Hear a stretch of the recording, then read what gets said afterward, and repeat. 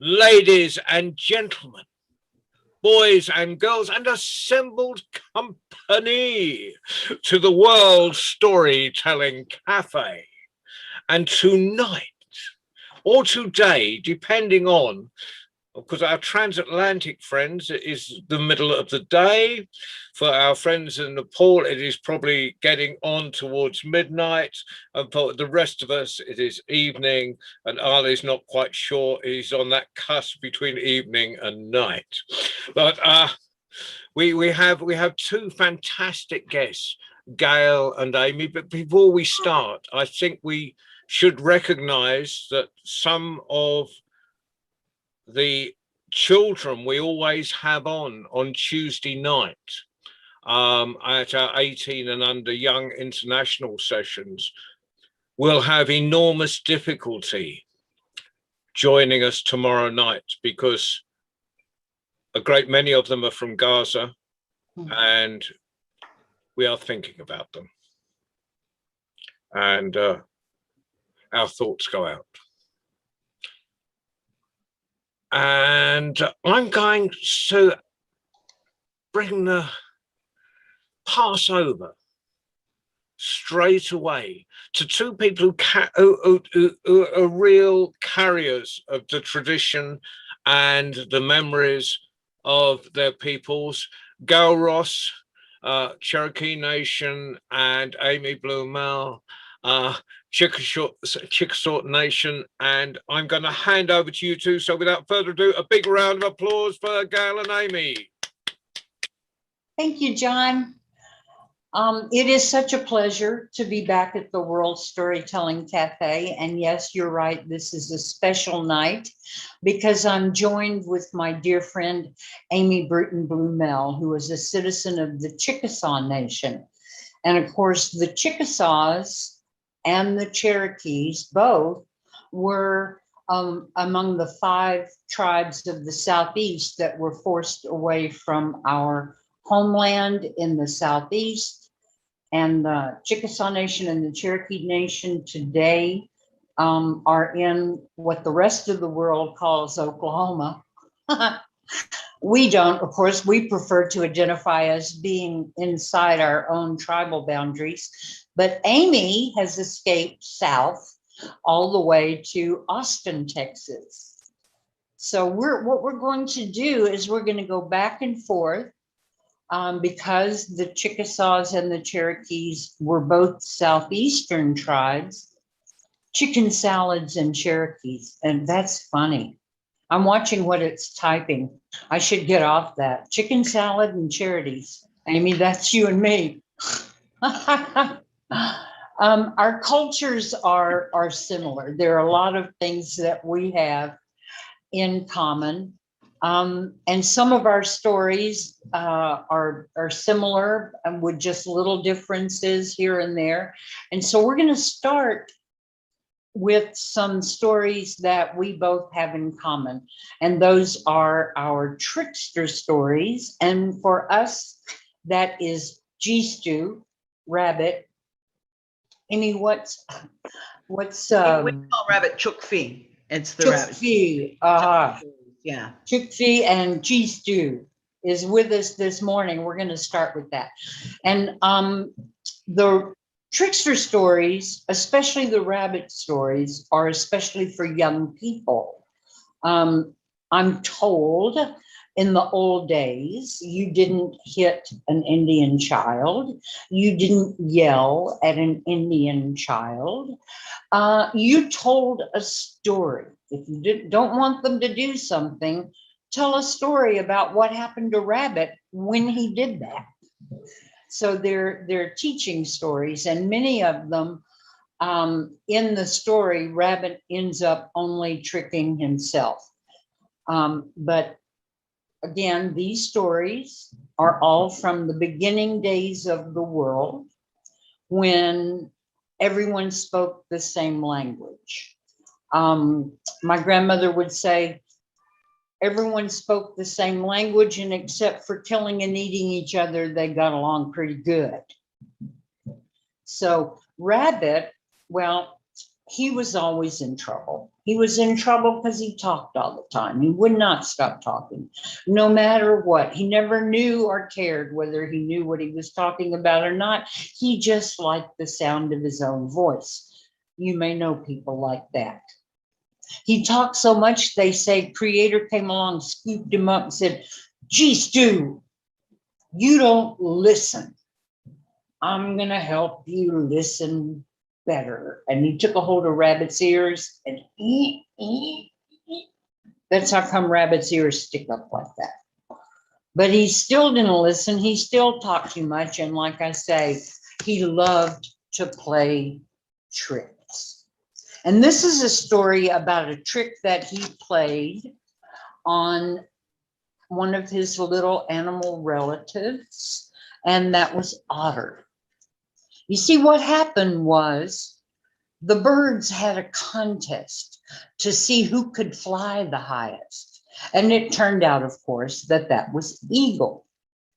Now, one of the little sparrows hid himself in Eagle's neck feathers. And when Eagle had gone as high as he could, the little sparrow stood up and claimed his head was higher than Eagle's.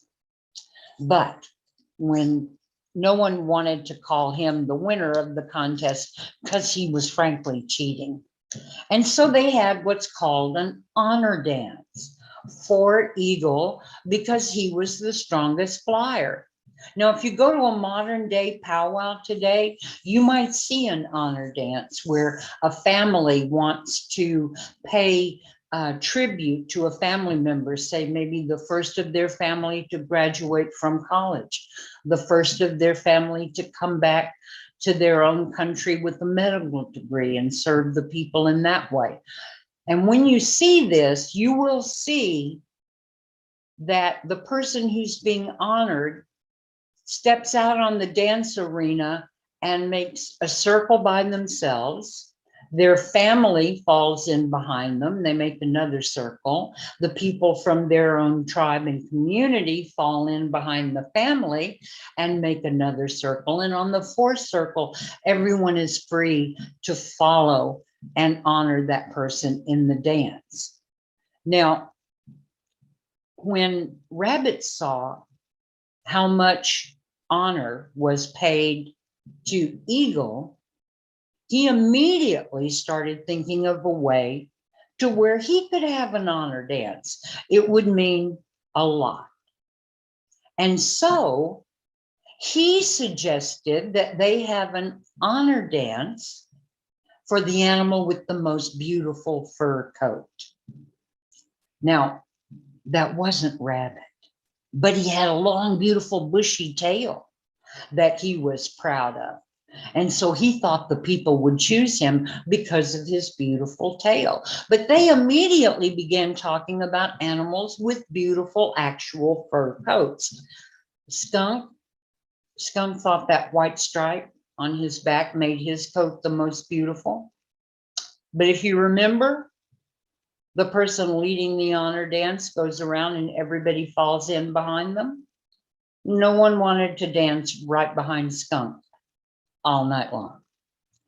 So everyone started, suggesting people or suggesting themselves.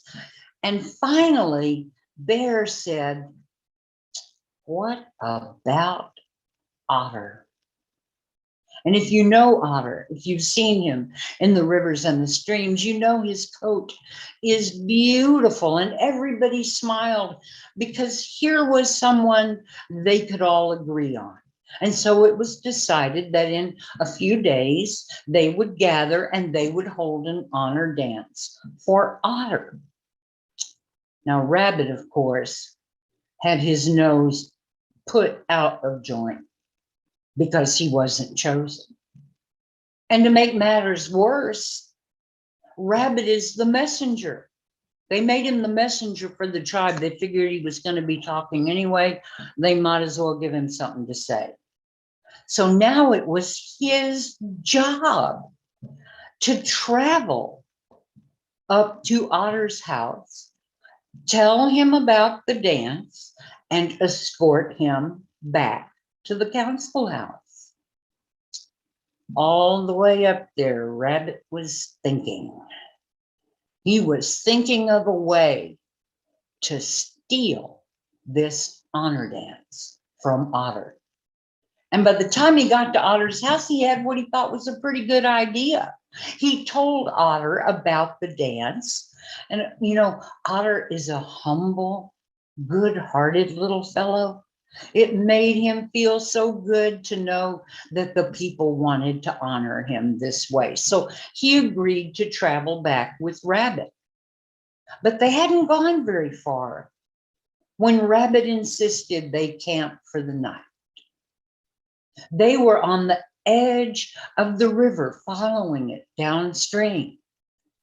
And Rabbit told Otter, now, this place on the river where we're camping, it's a very special place. Sometimes at night, fire falls out of the sky. That's what they call this, the fire falling from the sky spot. Well, Otter had never heard of the fire falling from the sky spot, but he did what Rabbit told him to do. Rabbit said, take off your fur coat. You don't want to burn a hole in it. Hang it on that tree. And when you go to sleep, lie down right next to the water, because if the fire falls from the sky, and it's looking a little that way tonight, you have to jump in the river to be safe. So Otter took his coat off, hung it up very carefully, stretched out right next to the water. And when he was asleep, Rabbit took a curved piece of bark, scraped all the coals from the campfire into it, and then he stood over Otter and threw the coals in the air. And he shook Otter and said, fire falling from the sky. And Otter saw those coals falling. He flipped underwater, and Rabbit grabbed his coat and ran. And the next day, Rabbit was back at the council house, and there was no sign of Otter. Now that night, the fire was built in the council house, and people began to call for Otter to come and lead the dance. And Rabbit squeezed himself into Otter's coat. He thought he looked pretty good. He was just about to come into the council house when he remembered something. Think of Rabbit's nose. You know that little split in his nose that makes it wiggle so funny? That's another story. But Rabbit realized that if people saw his nose, they would know he wasn't Otter. So he put one paw over his nose. And that's how he danced all night long, keeping that paw over his nose. And if anybody said anything to him, he just said, this is the latest dance. Well, of course, everyone wants to do the latest dance. So pretty soon, everyone was dancing with a paw over their nose, except Bear. All evening, Bear had this feeling that was growing stronger and stronger, that his old friend was not acting like himself. So when Rabbit came by him, Bear reached out, knocked that paw away, and everyone saw Rabbit's split nose. And with one voice, they screamed, Rabbit! Rabbit threw Otter's coat down and ran. But Bear was so angry that he would play such a mean trick on this little good-hearted friend to everyone. When Rabbit ran by, Bear reached out, grabbed that long, beautiful tail Creator gave Rabbit and broke it off. That's why you don't see rabbits with long, beautiful tails anymore. Just that little puff of white fur looks like scar tissue. Well, the other animals, they gathered up Otter's coat and they started up the river toward Otter's house, and they found Otter coming down the river, and he was glad to get his coat back. But when the people asked him if they could hold another dance for him, Otter said, no, that's okay. You see, something new had come into Otter's life. Until Rabbit tricked him into jumping into the river, Otter had never been swimming. And he discovered the moment the river closed over his head, this was where he was supposed to be. He loved swimming. And so if you're looking for Otter's descendants today, look in the rivers and the lakes and the streams, because that's where otters have been living from that day to this.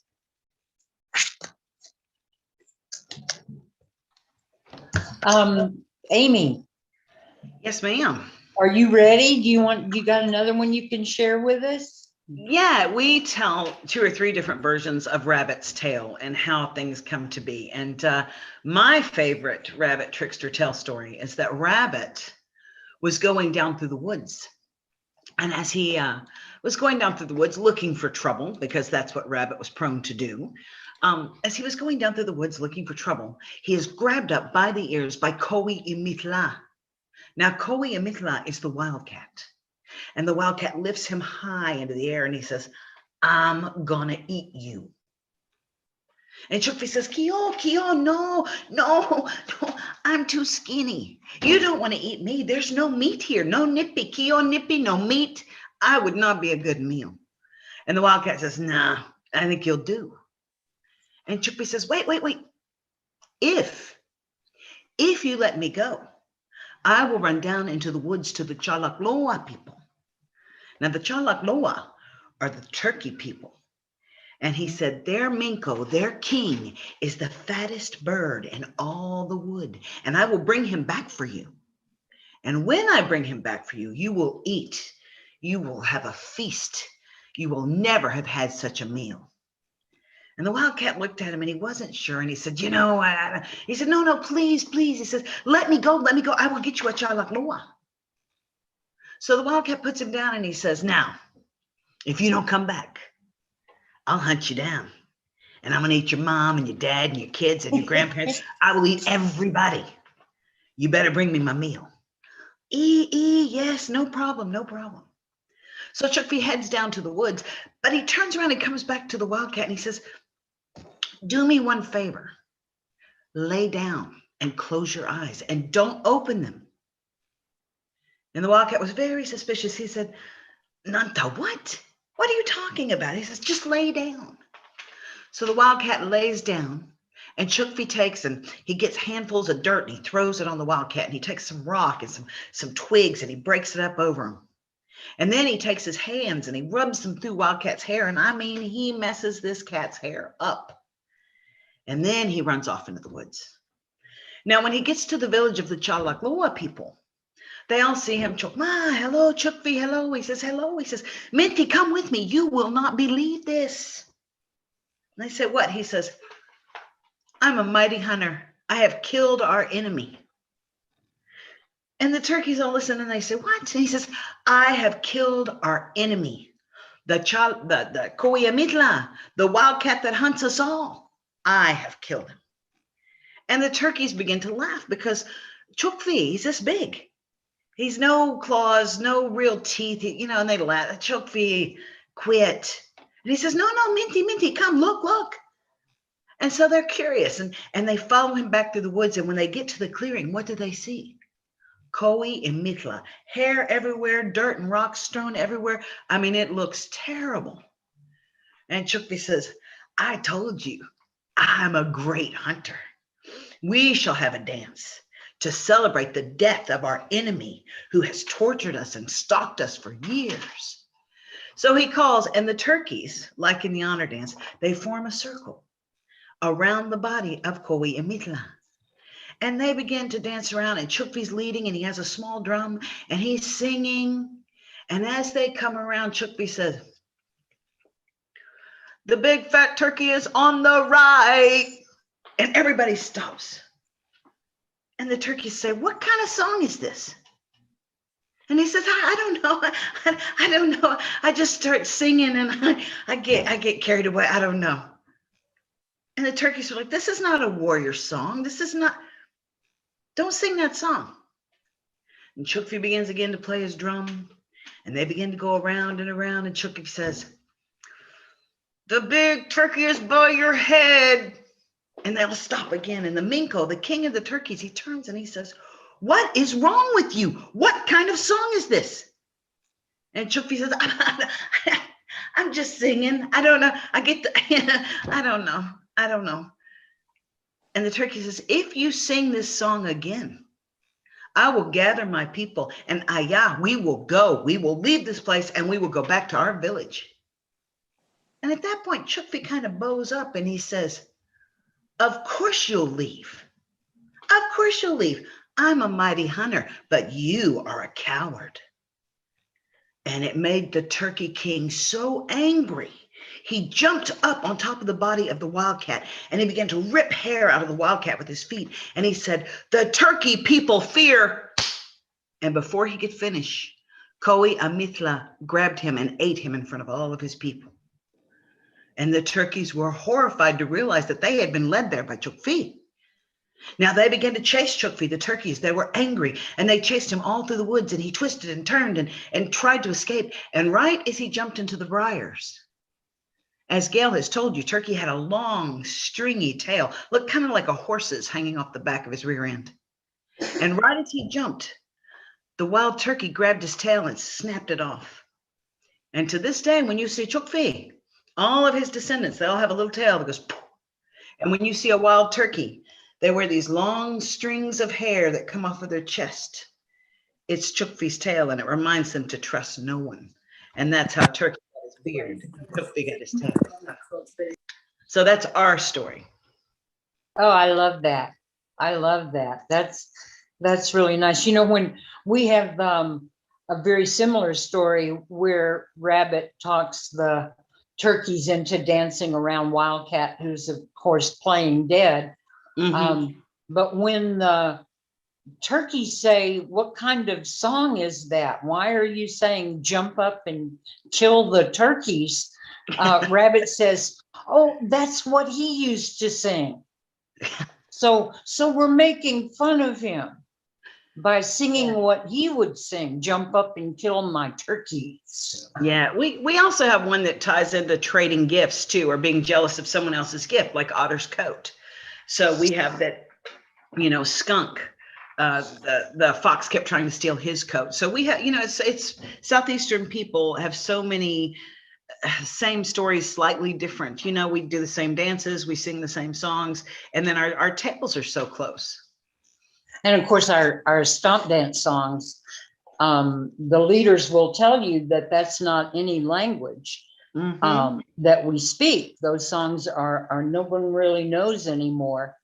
Yeah, you know what those songs mean. But I knew a wonderful Benny Smith, a wonderful elder at the Stokes grounds, who once told me that he thought it might be the original language. That we all spoke that language, of course, until the first animals, who were larger and more perfect, they go back up to the sky vault to live in the sky. And so only their descendants are left, just like the descendants of the first peoples. Yeah, so we have the same kind of stories around our stomp dance. And for those of you who haven't been to a stomp dance, it's very different than powwow. Powwow is what people see and think of as traditional native dancing, and it is. It's just not Southeastern tradition. Our tradition, and really it's some of the oldest dances performed on our continent. I mean, they were doing these when the stars were born. These things are really, really ancient. And so you go late at night around a fire, and it's always man, woman, and we go counterclockwise around the fire. And the men sing, and the women are not allowed to sing stomp. We shake shells that are tied to our legs. And so we keep the beat, and everything balances. If the women won't shake, the men can't sing. If the men won't sing, the women can't shake, because you need balance and harmony. And the language is the same thing. Our elders, I was talking to one about there is language in it, but then there's chanting, this chanting that you hear, and no one knows what the chanting means.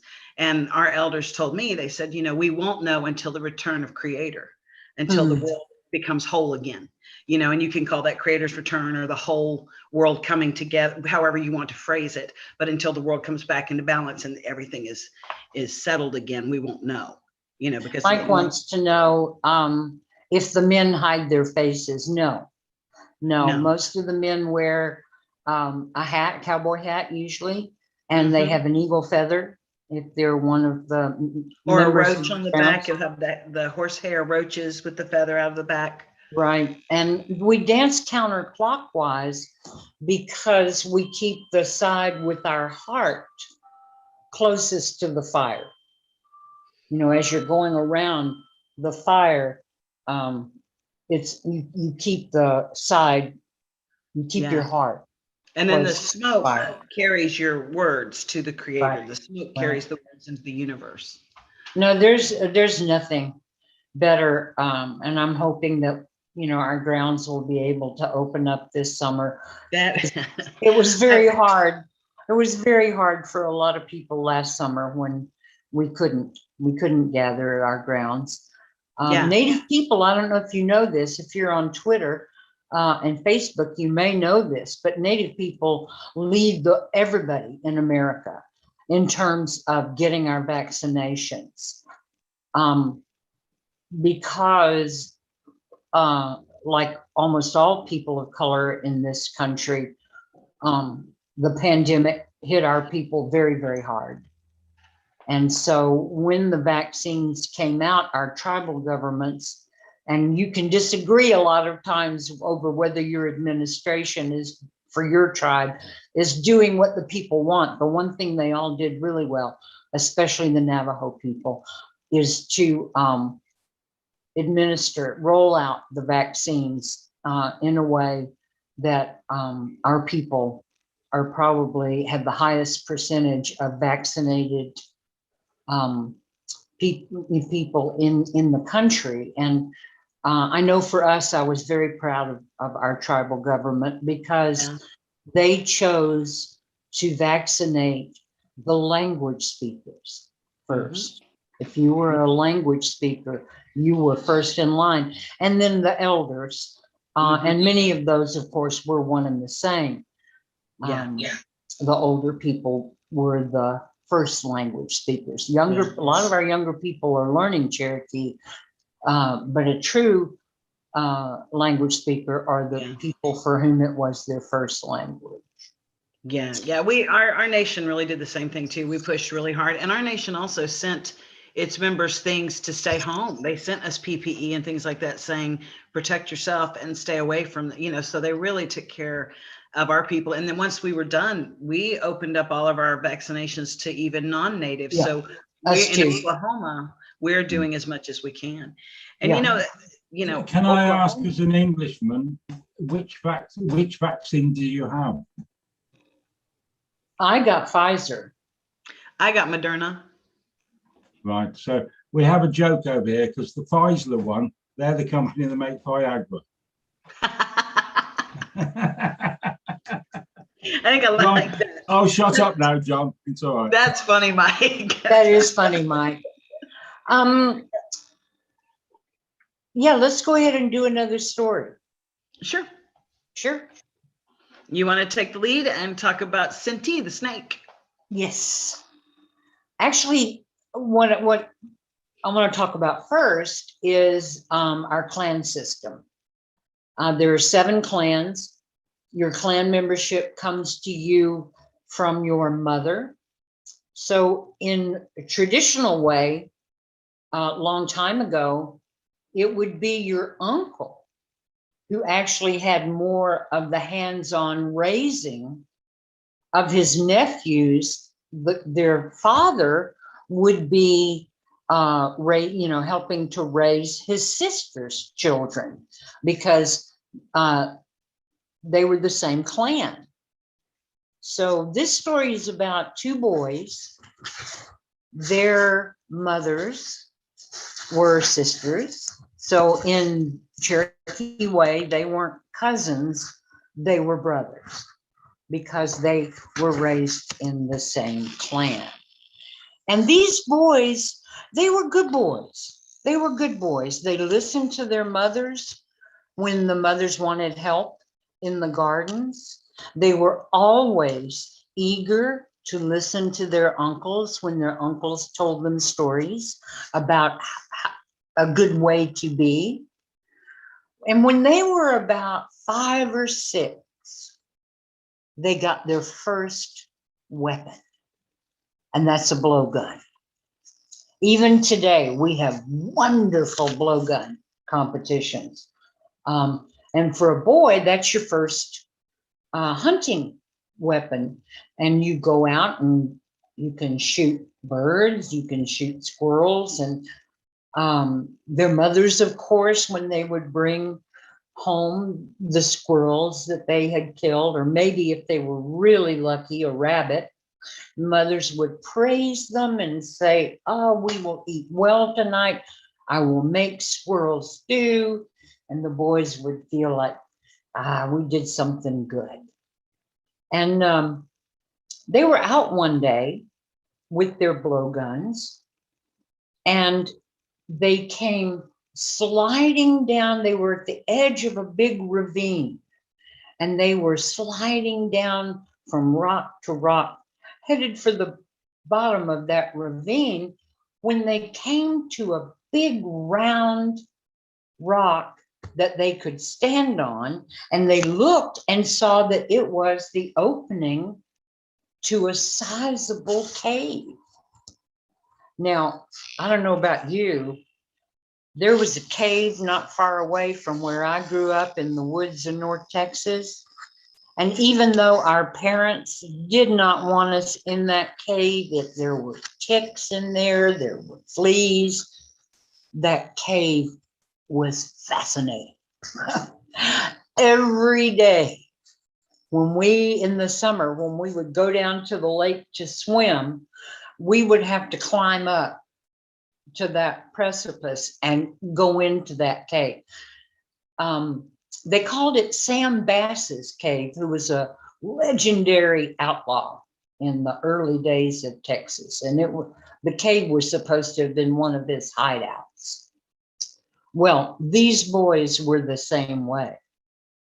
When they saw that cave, they had to go in and look. Now, they knew this was dangerous. Many different predators make their homes in caves, but they just couldn't help it. They had to look. And so they made their way very carefully, just a few feet inside the cave where there was still light shining from outside, and they heard a voice. The voice said, "Boys, boys, I'm little and I'm hungry." And they looked down, and right at their feet, they saw the most beautiful little snake that they had ever seen. Bright, bright colors on the little snake. And he looked up at them and said, "Boys, I'm little and I'm hungry. I see that you are good hunters. Could you bring me something to eat? A little bird, perhaps? Or a squirrel?" Now, in their world, the boys were always hearing stories of the fact that the animals spoke the same language as the people. So even though no animal had ever spoken to them before, they didn't think anything of the fact that the snake was talking to them in a language that they could understand. And they were so happy to go and use their blowguns, and they came back maybe an hour or so with 2 little birds that they had killed, and they fed them to that little snake. And the little snake said, "Ah, it is so good, excuse me, to have something to eat. Will you hunt for me again? I get so hungry and I'm little." And so the boys went home and they did not tell anybody. The snake was their private secret. And many times when they went hunting, the first thing they would do would take what they had killed and climb up to that cave and feed that food to that little snake. And as time passed, the snake began to grow bigger and bigger. But he always said the same thing: "Boys, I'm hungry. Feed me." And so the boys did. Now, as time passed, one day when they slid down from the top of the ravine and landed on that flat rock, and they called to their friend, and the snake that emerged was huge. And for the first time, the boys looked at that snake and they were a little frightened. They fed the snake the squirrels they had brought, and then they said, "Look at you. Look how big you have grown. You can probably hunt for yourself now." But the snake said, "Oh, boys, you will feed me." And after that time, even though from time to time the boys would take squirrels or birds or something they had killed up to that snake, more and more they were becoming frightened of how their friend had grown. And the time came when they traded in their blowguns as little boys' weapons and received the bows and arrows. And their uncles taught them well. And so now when they hunted, they were bringing the snake bigger game. And always he would say the same thing when they left: "You will feed me." And they were frightened. And though they never talked about it, they very rarely went near that cave again until one day, excuse me, as they passed by, they heard these terrible sounds, screams, and earth-shaking thunder in the sky, and the sound of rocks clapping themselves together as though the earth itself was shaking. And they looked down, and on the big rock in front of the cave, they saw that snake.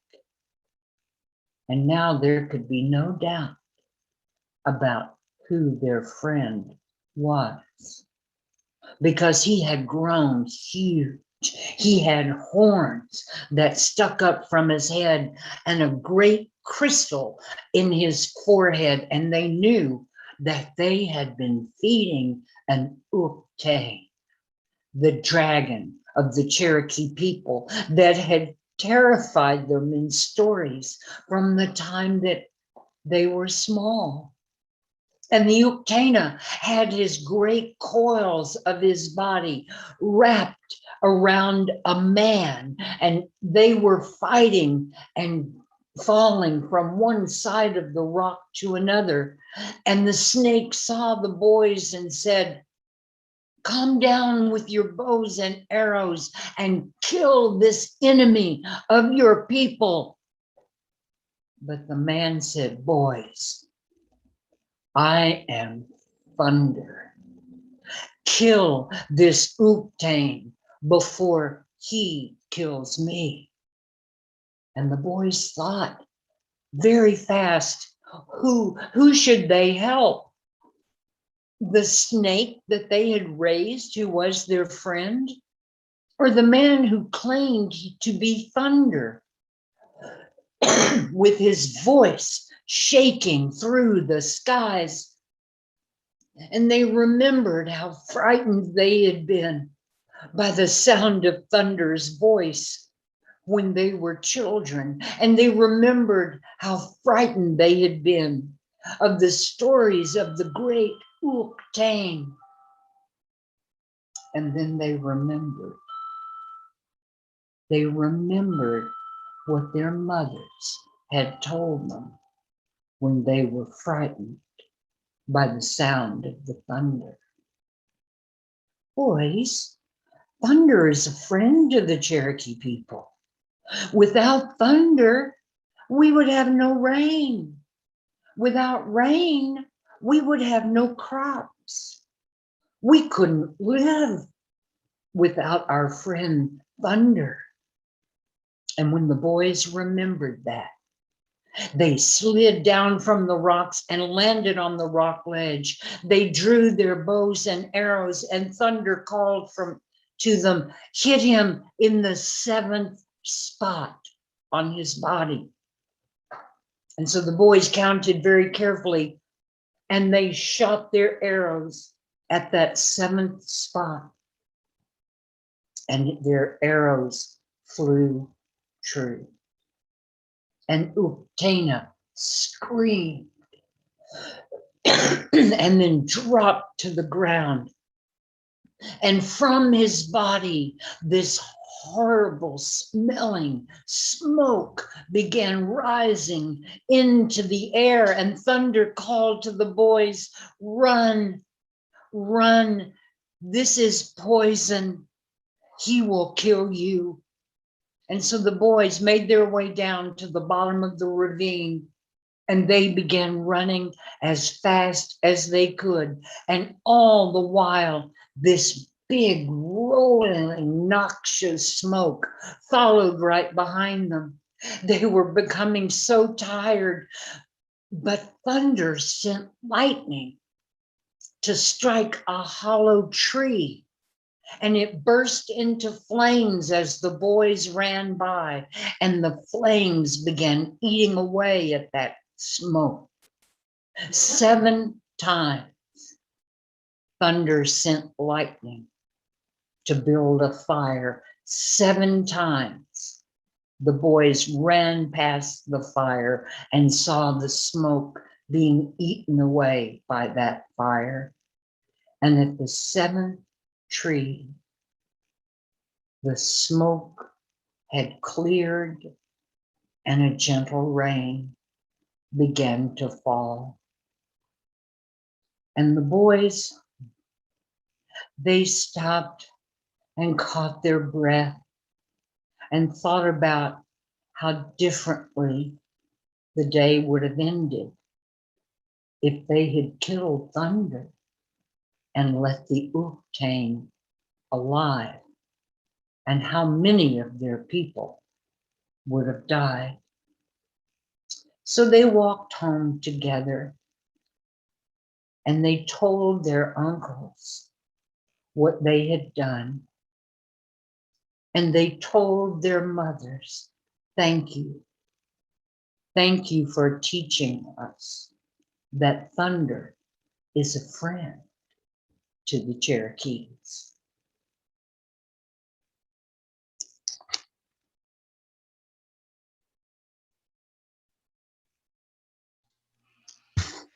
Amy B. Yeah, I've told with you on other occasions, and every time I still get sucked in. I've heard you tell that tale before, and I'm still like just getting closer and closer and listening and feeling the ties between the tribes, like the Yeah. Chickasaws and the Choctaws and the Creek and the Seminole, how we had clans as well. Our people were clan people. Our people were also matriarchal. So everything ran through your mother. Even if you married within your tribe, you'd marry a different clan, and then your child would be brought into your clan to be raised. If you married out of your tribe, like if I married a Cherokee and gave birth to a child, that child would be considered Chickasaw because it ran through the mother, and vice versa. Yeah. And I also find it wasn't our account, but it's actually your account of how when the Cherokees were taken to England, Mm-hmm. and they rode the ships and they went to England, and they were taken to Parliament. And in the Parliament, they kept asking, where are the women? Because they could not imagine a society where women did not play a huge role in how daily life went and how children were raised. And if you went to war, if you didn't go to war, all of that was placed amongst women. So women, that's right. Yeah. I love the story of the first. There were two delegations of Cherokees, one in the 1600s and one in the 1700s, that went to London. And the early one in the 1600s, they had a translator who was an English trader who lived among the Cherokees, had married a Cherokee. His name was William Shorey. And so he was traveling with this delegation as their interpreter, and he got sick and died on the boat on the way over. No. And yet they continued with this diplomatic mission. Of course, they had to, but nobody could understand them, and they couldn't understand anybody. Mhm. And somehow they managed to, make these gestures of friendship to the English king and the king to them. And the funny thing is that there's this huge, elaborate, ornate speech that is attributed to the Cherokee chiefs as having told the king. And it's all this funny stuff that no Cherokee man would ever say. In the longest day that he lived, he would never say, we are pledging allegiance to your sacred body. From here, as long as the Cherokees live, I mean, that would be, it's really hilarious to read that speech now and know that there was absolutely nobody in England that would have been able to translate any speech that the men actually made. So William Shorey, interestingly enough, married a Cherokee woman, and their daughter, Anne Shorey, married a Scotsman. Shorey was Scots, and their daughter, Anne, married John MacDonald, who was from Inverness. And their daughter married Daniel Ross, and those are Chief Ross's ancestors. So he came from 3 lines of Highland Scots: Shorey, MacDonald, and Ross. So, and of course, the Scots were clan people as well, which, kind of makes sense that you find your own, like finds like, I was like, that's always interesting. Yeah, I love the Cherokee accounts. Yeah, the earliest people, traders for the British who came into the mountains were Highland, not just Scots, but Highland Scots. And of course, people, a lot of people know, and there's a monument to the Choctaw in Ireland, because in the time of the famine, the Choctaw people sent relief, sent money to the Irish. And there's a beautiful installation sculpture. of silver feathers. But the same year that the Choctaw sent money to the Irish, the Cherokee sent money to the Highlands, to Highland Scots. Chief Ross called a great meeting in Tahlequah to raise money to send to the Highlands. And he said, is it not true that the Highland Scots have a claim on us? I think it is. So I'm waiting for the day when, and John, you can get in touch with George McPherson and some of the other wonderful storytellers up there and tell them to spread the word. They need to put an installation on the Royal Mile that we'll get Jackie we'll leave Jackie in charge of that. Jackie, you got a new job. Between Linlithgow and Holyrood and Edinburgh, we'll put one right in the middle, Edinburgh Castle and Holyrood and yes, right in the middle of the road. Okay, you got a story for us, Amy? Yeah, actually, I'll tell you how the horned snake came about and what my people say about horned snake, because we all share a horned snake in the Southeast. Now, there were two warriors who had gone off to battle. And as they had been to battle and they had finished the battles, and one was not doing well. He had been injured and he wasn't well. He had, he was sick. And so the stout, healthy warrior is helping the sick, injured warrior to get home. And as they're traveling home through a deep wood, the weak says, I need to rest. I'm very tired and let me rest. And so he lays him down, and the hale, hardy warrior says, I'm going to go out and see what I can find. And when they get into this deep woods, he goes off and he's looking for things, but it's very, very strange, the area. It's dark and there's nothing moving about. And for as hard as he tried and for as much as he looked, and he was a great hunter, he was a great warrior, he could find nothing. No rabbits, no birds, nothing. There was still and quiet. And as he comes back to tell his friend, there'll be nothing to eat. We're just going to have to rest a bit, stay the night, and head out in the morning and look for better lands.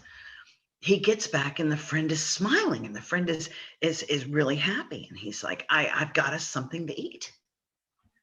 And the warrior says, well, what could you possibly have found to eat? I have beat the bushes. I've walked for miles and seen nothing. And he says, look, fish. And he produces fish, and he's eaten one fish, and there's half of one left. And he says, I saved you this. I'm sorry I ate a lot, but I saved you part of the second fish. And the warrior says, but where did you get fish from? He says, I don't understand this. And he says, from the tree. And he says, if you go to the tree that I'm laying next to right here, there's a hole in the tree, and there's fish living in the tree. Eat, let's eat. You'll feel better. We'll get some sleep. And the warrior who'd gone hunting said, Keo, no. He says, you don't find fish in trees. And if you find fish in trees, I don't believe that you should eat them. There's something wrong with this. But if you've already partaken of one and you've eaten half of the other, you may have my share, but I won't eat fish that live in a tree. And the wounded man proceeded to finish, and he ate every bit, cleaned the bones, and was very full and satisfied. And that night they bedded down. And in the dark of the night in the wood, the one who had eaten began to moan, and he began to cry out. And he called to his friend, oh, help me. And the warrior woke up and he looked and he saw his friend just rolling and seemed to be in pain and thrashing. And he got up and he came and he looked at his friend and he said, well, what can I do? What is wrong? And the friend said, get a stick from the fire, fan the flames, find out, look at me. What is wrong with me? I feel weird. Something is not right. And the warrior fans the fire up and he gets the flame going so he can see the light again. And he pulls out a piece of wood and he looks, and his friend has transformed from the waist down into a snake, a long coil of reptilian skin. And he looks at him and he says, "Oh, what shall we do? Help me, help me." And the warrior says, "I know not what to do. I don't know what to do." And he sat with his friend all night watching. And slowly the scales went up the body and followed over his head and face. And he transformed before the warrior until he had two blue horns that stuck back and great designs that ran down his body. And he lifted himself up and he was a huge snake. And he climbed up into the trees and he looked and he came down and he said, "I must find water. We must go now. And I have seen water from the treetops." And so the warrior walked with his friend, the snake, and they walked down to water, and the snake got into the water and totally submerged. And the warrior was left standing, and he really didn't know what to do. So he headed back to the village. And as he got back to the village, he called to the family of his friend, and he said, you won't believe this. We found fish in this tree, and he ate them, and now he's turned into this great creature, this dragon type snake. And they all went with the warrior back to the edge of the water to look for him. And they're crying and they're weeping for the loss of their family. And the snake rears his head out of the water with his horns curled back. And he calls out to them and he says, "It is I."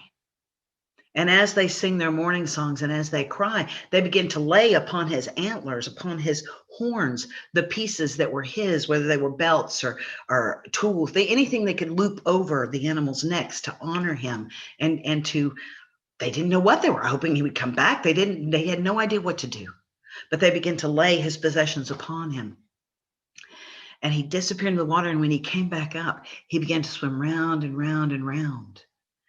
And he told them, "Fear not, you have no fear of me, for I am one of you." But as he got to the edge of the water, he snatched his baby sister away and took her down into the water with him. And to this day on the dark waters, the Chickasaw people know the horned snake lies there and it's best not to disturb him. And that's how the horned snake came to be. Oh, I love that. I love that. That's a great story. There's actually a place, and I think they were saying they just found an archaeological site. I was talking to one of my friends, and they were talking about in Tennessee above the river, there is a carving of the horned snake that they have discovered. And in that water is a natural whirlpool kind of thing. So I was like, isn't it amazing that they've actually located, who knows, maybe where the snake came from. Or where the snake lives. Yeah. Yeah. John, if we'd like to open it up for questions, if anybody.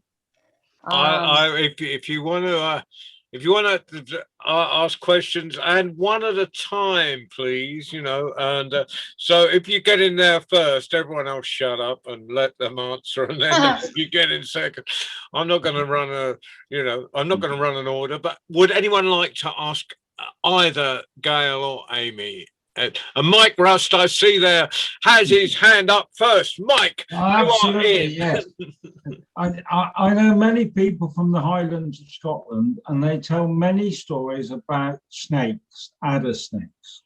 Mm-hmm. When you fellas tell the stories from your nations over in America, does the snake always, do the adder snakes get involved, or do you just use your own native snake? So these stories come from Scotland, stay with you, or did you change the name of the snakes? Well, or were they just your own stories anyway? I think it's very interesting too, because our cultures, I mean, when you're talking about Southeastern tales, there are certain tales that we know very specifically are Southeastern stories. And then somebody pointed out in the comments that some of the African stories sound very much like some of the Chickasaw, Choctaw Creek stories.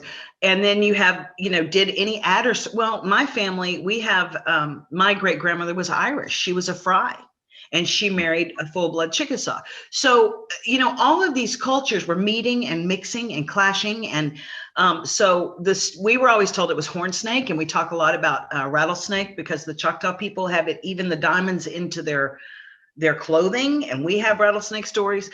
So I don't know that you could say that there's never any bleed over, because anytime, you have a story, if you marry someone from, Norway, they could tell a story about Viking heritage that gets twisted and turned and finally, so it's always very interesting, but snakes do play a large part in the culture.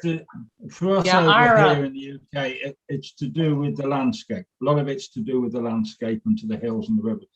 But there's one very famous story about how the snake got its hiss. Was he getting stepped on all the time? It was getting bullied. Well, it got its hiss taken away. Yes, it's been bullied. It's a bully. Maybe John can fix it up, and we'll tell you the version we have in Shropshire here. But sorry, Gayle, I cut across you.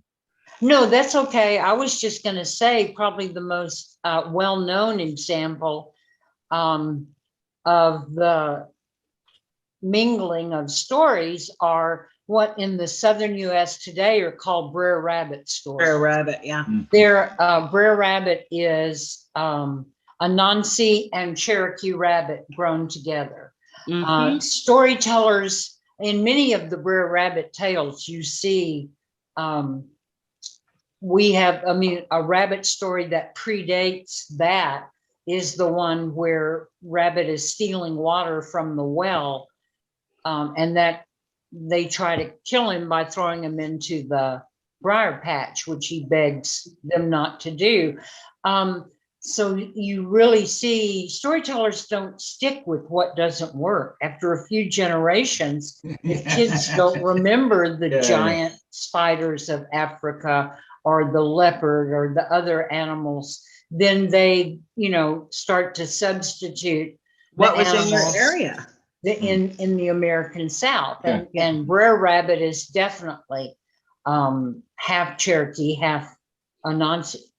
Oh yeah, we tell the stories about Rabbit, and we also have one about Turtle, how they throw him into water to kill him, and he begs, no, please don't throw me in the water, please, which is don't throw me in the briar patch, which is don't throw me in the well. It's all, culture. I always find telling stories, and I've met African tellers, I've met tellers from Ireland, I've met tellers from all over the world, and we all tell the same stories. We all have a Cinderella story. We all have Why the Sun's in the Sky. Everybody we have a flood story. Everyone has a flood story. Yeah. Everybody has. We'll let Babassi be you're being very restrained, Babassi. So I've let you be restrained for 5 minutes there, but you're going to burst if we don't let you in. First of all, Asante Sana, thank you very much for your wonderful stories.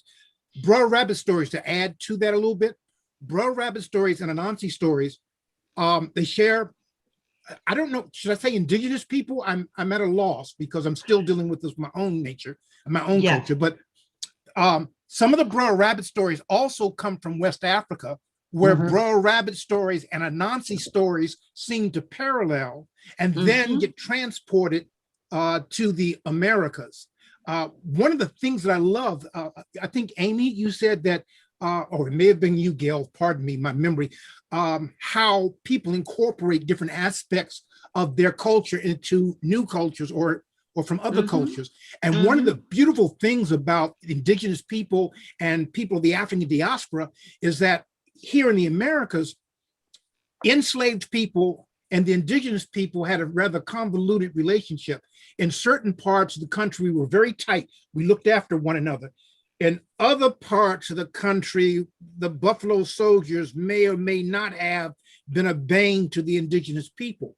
But through all that, the storytelling remained constant, So stories, I tell Brer Rabbit stories and Anansi stories and trace how they came across the Atlantic. We have another name for it, but it escapes me in a moment. I'm gonna wind this down in just a moment, John. They've just gotten me so excited. You see why John let me loose?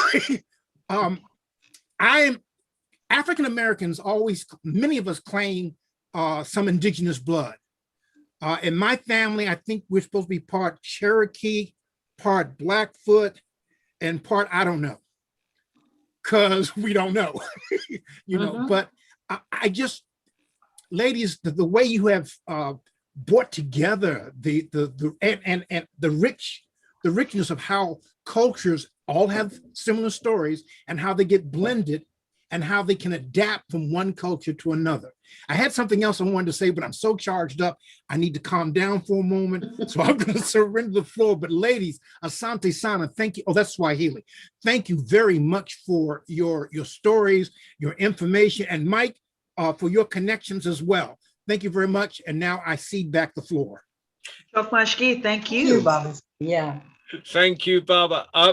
Matt, did you have your hand up, or did I see it go down, up and down? No, you're okay. That's okay. I just don't want to leave you out. You're sitting up in the corner of my screen. So I open it up again. Norman, we're going north. We're going north to up and into even a Canada. little further north. I love the stories.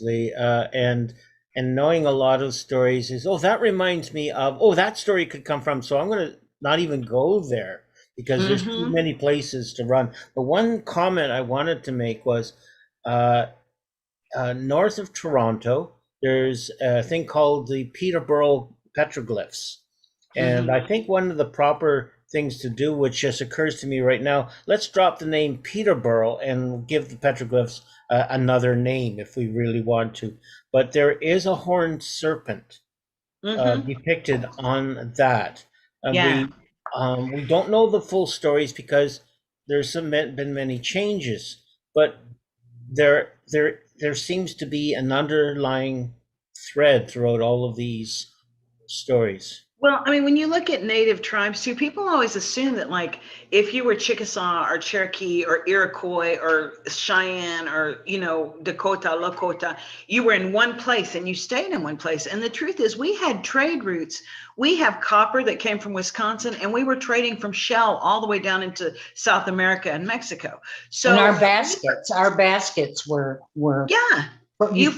We're finding things that we know, like the buffalo. We had buffalo at one point that were a woodland buffalo, and then they kind of went extinct. And we were still making buffalo spoons and horns because we were trading with people who still had these creatures. So, all of it, the horned snake, I'm sure, who knows where he came from, but he certainly struck a chord with native people, because you find him as high as Canada, all the way down. The Lakota have stories. If you come down to the Southeast, we have stories. So I'm sure in trading, you meet somebody, you marry somebody, you talk to somebody around a fire while you're trading who knows what, and then your stories become our stories, you know. And I just recently took an online course, again, in talking about the Algonquin people in the Ottawa Valley, and how the misplaced ownership of the land had led to,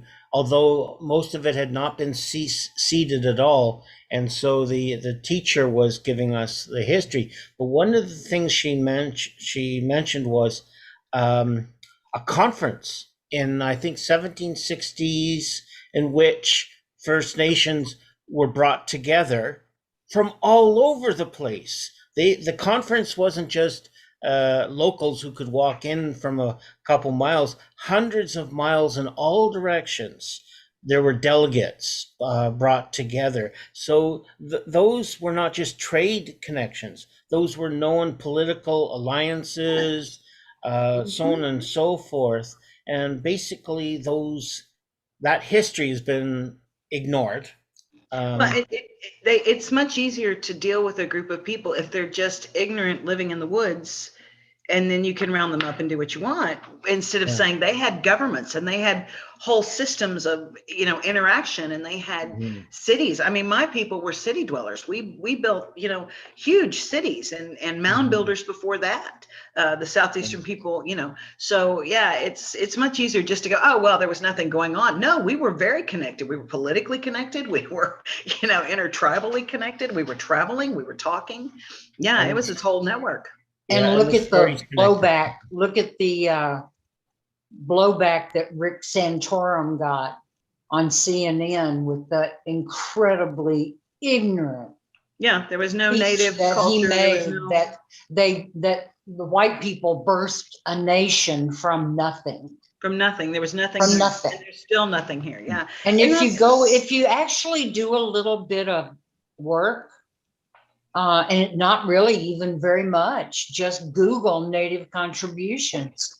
And they're enormous. Our contributions to the economy, to the medicine, to the science. I tell people all the time. I mean, yeah, I tell people all the time that even if you don't know anything about us, if you travel around the United States, you speak native languages all the time. You just don't realize you're speaking it.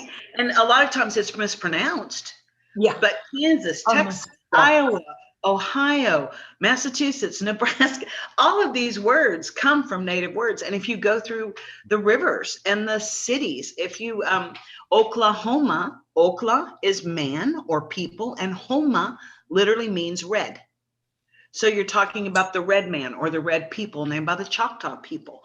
For us, our big river, when the Spaniards came and the Europeans came and they said, what do you call this river? We said, Misa-Sapokni. Now, if I say something is Sapokni, it's really, really old. And if I say Misa-Sapokni, it's older than time. It's without beginning. So we said Misa-Sapokni, and they said Mississippi. And it's been Mississippi ever since. So you are speaking, whether you even know about our contributions, we named this country. Every time you say Okaloosa or Tuscaloosa or Alabama, you are speaking of native people or native words. That works. And we're not going anywhere. Well, Amy. Yeah, that works in our country as well, Amy, because the rivers and the hills don't change their names. So even when after the Romans left, it's just a bit further back.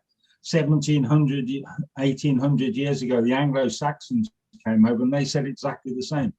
What do you call that river? We call it the River Avon. And it's still called the River Avon to this day. The landscape, the names of the hills and the trees and not the trees sometimes, but the rivers and things don't change. Ponds and lakes, rocks, they tend to stay with the people that were there first. So and I'm absolutely certain. I've been to the States once, but I do have a question for both of you, if I may, John. Gayle, you do your question, Bubba. So I'm going to let you in after this. Right. Okay. Gayle, I've known your name for many years. Back in the 70s, I first heard your name. Amy, your name is new to me. I've never heard of either of you travel to Europe. Have you ever traveled to Europe, either of you? Sure. In fact, I've been at the storytelling festival at the John Knox House twice.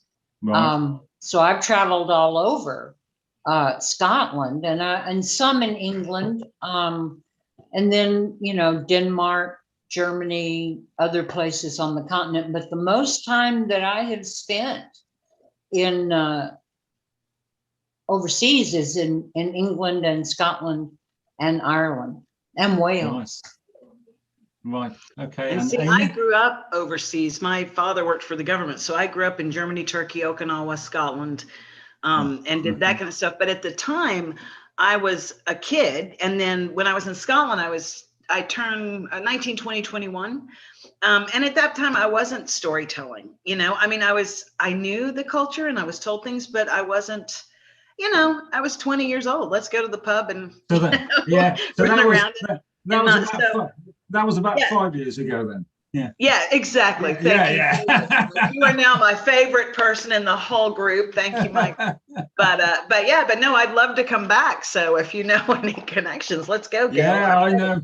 John and I know an awful lot of people. We run a festival over here. Great.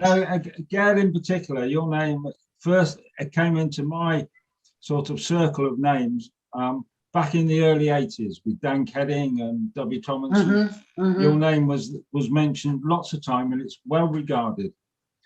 It is thank you. Well regarded. But I'll shut up now, John. That's okay. That was great. That was a great contribution. Thank you, Mike. Now I'm going to go Bubba C, then I'm going to go back to Norman, because I think Norman wants to say something else, or am I just looking at a laugh in the chat? Right. Anyway, Bubba C. Thank what you. Have you got? So we were talking about how names and things get changed, and I wrote in the chat that I was taught Massachusetts was French, which is why you did not say the S. And I never questioned that, although thinking back on it, perhaps I should. In Washington, D.C., we have an area called Anacostia, which is a gross mispronunciation of the first people that lived there, who disappeared under mysterious circumstances. Mm-hmm. But it was called the Anacostians. And to this day, we still say Anacostia. And it's a major landmark or area in Southeast Washington, D.C. And also the Potomac or Potomac River, which is also grossly mispronounced. Yeah. But these are pronunciations we're raised and taught. And I really thrive learning the correct way. I only put it in quotes because I'm not sure the correct way of pronouncing things, although I know that the way things have been, I call it shaved off, will remain with us for many generations to come. So I just wanted to share that. I'm glad to now know that Massachusetts is not French, and that it's okay, I guess, to say Anacostia and Potomac or Potomac, which allegedly at one time meant rivers of swans. That's what we're taught, you know. We're also taught that at one time you could take a frying pan and dip it into the Potomac or the Anacostia River, and when you raised it, you had dinner. Do not eat fish from the Potomac or the Anacostia these days. Do not. I cede the floor. Thank you, ladies. Thank you, Mike, and thank you most of all, John Rowe, for bringing me into this wonderful assemblage. Yeah, I tell you what, Bad, in some of the rivers in our country, if you fall in, the first thing you do is keep your mouth closed because you don't want to swallow any of it. Same here, same here. Well, it's been a wonderful, Shane, you haven't said anything, and that's most unusual. Well, I've shared many fields with you, and I've never known you keep quiet. Well, I bide my time, you know, I wait.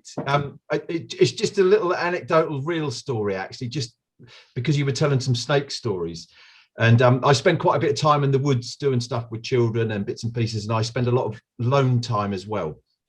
And there's an old English wood that I have access to, I'm allowed to use. And I've built a little hazel wall behind me, and I have a little fire going and everything. And I didn't have a fire this day, but I have a lay mat. Sometimes I just lay in the wood on my own and just whatever, relax. And I was propped up against my wall, so there was a gap between my back and the little hazel wall. That's a type of wood, if you didn't know, and about this wide. And the leaves on the floor were very dry. It was a dry part of the season, and I could hear this kind of noise. I thought, oh, what's that? And I looked down, and going behind my back was an adder snake, and it went into the hazel wall. And I didn't realize at my age that I could still sprint so quickly. I just poof, and then I was immediately fascinated. And I sort of doubled back and had a look, and the adder was very intimidated by me, actually. It was a young adder. So I just kind of backed off, I didn't want to sort of upset it too much. And it just wound its way into the hazel wall, and it just rested in there, and I just left it alone for the rest of the day. But they're not deadly poisonous adders. They can give you a nip, and they have a little bit of poison, but it's not deadly for most people anyway. But we don't often see snakes in England, or I don't anyway. And I've got another, it's a quick little story, John. This is so good. My daughter, my oldest girl, she's 34. When she was young, her and her other sister, we took her down to a river and to have a little paddle and a swim in, and she went in. That was just so funny. She still talks about this to this day. And she said, suddenly she went, Dad, there's a snake in the water. There's a snake in the water. And I said, oh, don't be silly. Snakes don't go on the water, because I didn't know that. I said, snakes don't go on the water. Dad, there's a snake. And this adder, and it was a big adder, was swimming on top of the water, and it went hard. Well, my God, it was just, and it's a story we tell because I didn't believe her. She was terrified, then I was terrified. But we were all safe, of course. But so that's just my two little real stories. Yeah, you've become much more of a country boy since then, haven't you, Shane? Yeah. Yes. Right. Well, we could probably sit here till 3 o'clock in the morning, Arliss time, and swap tales. Yes. Okay. Mike, unless you got one more thing to say, was that a hand or was that an agreement? Yeah, no, I was just saying that Gayle and Amy, you don't know how privileged you are because they just opened up all the pubs in England for the first time since Christmas. And John and I are actually sitting here listening to you and not being in the pub. So you don't know how privileged that you are to have John. Sure, I've got actually listening to you. I've got my supplies next to me. Because the rest of us are all going to the pub. The ones in England, we're all going to the pub. Okay. And It's Jackie, been a pleasure being in your company. Really. Jackie, I haven't allowed you to get a word in edgeways yet. Or are you just sitting quietly? I'm just enjoying myself. Oops. Oh, you just enjoy. I'm just enjoying myself. Yeah. Can we just give one more, Jackie? Jackie, can we give? Well, Jackie always worth a round of applause, but can we just give Gayle and Amy one more huge round of applause and show of appreciation? Fantastic stories. It was wonderful. Thank you, guys. Thank you. It's been a privilege. Thank you, John. It's been so much fun. I've been away from the cafe too long. Thank you. Well, Yes, you're always welcome. This, I've just got to go through a little bit of the parish notices before, as Mike would say, before we carry on, before we close. Tomorrow night is our 18 and under young international tellers. Hopefully, pray we'll have, so some of the kids from Gaza will be able to get there. And then Friday, we do Stories for Children, which this week is Fiona Collins. Her first time on the cafe, and then on Sunday, Mike Rust sitting there, Mike R from Get a Word in Edgeways is our host for the. I mean, I sort of introduce it and then I just hand the whole thing over to Mike. We have every 2 weeks at this time, 6 o'clock in the evening UK time, we do the worldwide story round, and everyone and anyone is from anywhere in the world is welcome to come on and tell a story and share a story. Absolutely. And I'm sure there are some people here that will undoubtedly be there.